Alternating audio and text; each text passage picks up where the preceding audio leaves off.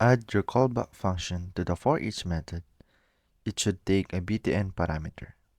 Then, in the callback, add an event listener to the btn.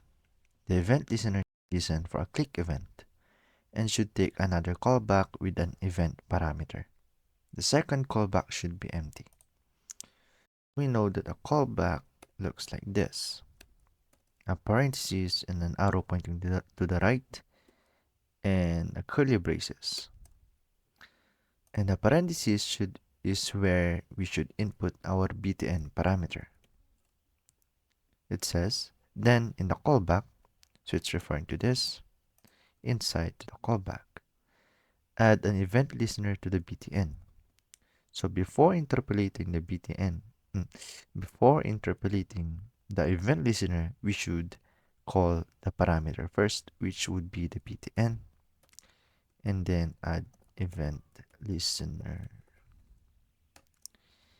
And a parenthesis where we input the event click, and the second would be an empty callback function for the event listener.